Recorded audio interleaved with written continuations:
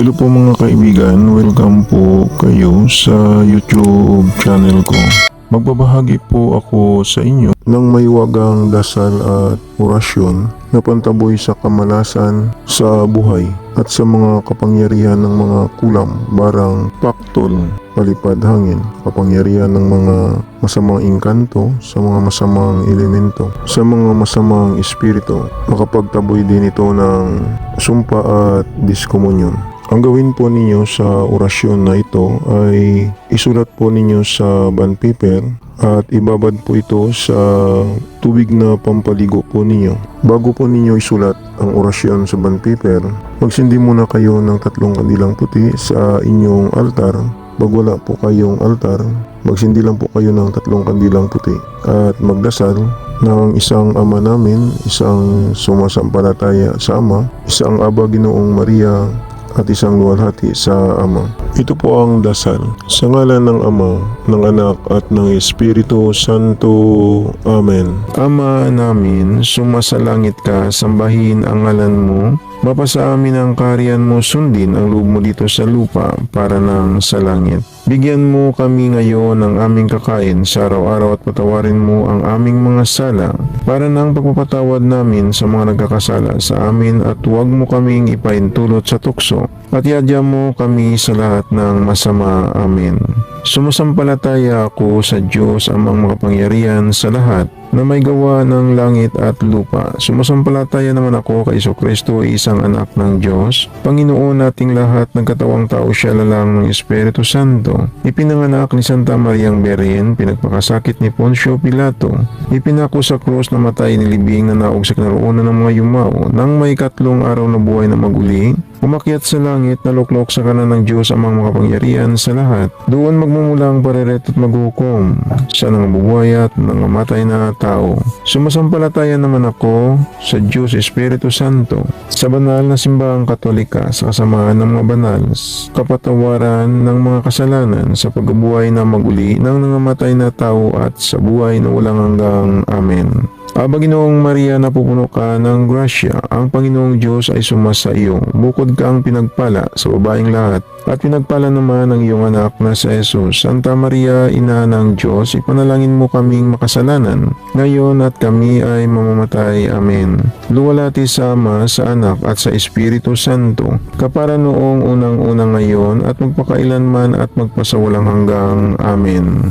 Sa ngalan ng Ama, ng Anak, at ng Espiritu Santo. Amen. Isunod po ninyo ang poder, bakod at balabal ng Santo Cristo. Sambitin po ninyo ng 3 beses. Credo esum, Christum padicam, pallium tuum tumitam, tamai Espiritu Santo. Jesus Christo, crucim crucam Christam dominam nostrum, uha Espiritus Santa, mata mita micam, ama ana Espiritu, abisan abisin abituin abelum, reina tetum, Deus exeminarau am pilam guam. Credo esum, Christum padicam, pallium tuum tumitam, tamai Espiritu Santo. Jesus Christo, crucim crucam Christam dominam nostrum, uha Espiritus Santa, mata mita micam, ama ana Espiritu, abisan abisin abituin abelum, reina tetum, Deus exeminarau am pilam guam. Credo esum, Christum padicam, pallium tuum tumitam, tamai Espiritu Santo. Jesus Christo, crucim crucam Christam dominam nostrum, uha Espiritus Santa, mata mita micam, ama ana Espiritu, abisan abisin abituin abelum, reina tetum, Deus exeminarau am pilam guam. Sabay hip ng pakro sa inyong dibdib. Isunod po ninyo ang panalangin sa Amang makapangyarihan sa lahat para mabigyan kapangyarihan ang orasyon na gagamitin po ninyo. Sambitin po ninyo ito ng 1 beses. Deus Pater, Deus Heio, Deus Espiritu Santo, carberno Señor en vuestro, manto senos rigos del mundo. O Ángel de los Jehová, o soberano Espíritu, que dirigen todos los cielos, de nuestra vida, diciendo, esta mi homeldi, niutada librami, Señor, de los enemigos, que no lo deseo, y dadme con buena fortuna. Amen. isunod po ninyo ang orasyon ng Panginoong Hesus na pangtaboy sa kamalasan sa buhay at sa mga kapangyarihang itim. Sambitin po ninyo ito ng 3 beses. Ito po: Ama na makapangyarihan sa lahat, Jesus Cristo, nun olorum, odinum, regularum, kudagum, sa pangalan ng Panginoong Hesus, salvami. Amen. Ama na makapangyarihan sa lahat, Jesus Cristo, nun olorum, odinum, regularum, kudagum, sa pangalan ng Panginoong Hesus, salvami. Amen. Ama na makapangyarihan sa lahat, Jesus Cristo, nun olorum, odinum, regularum, kudagum, sa pangalan ng Panginoong Hesus, salvami. Amen.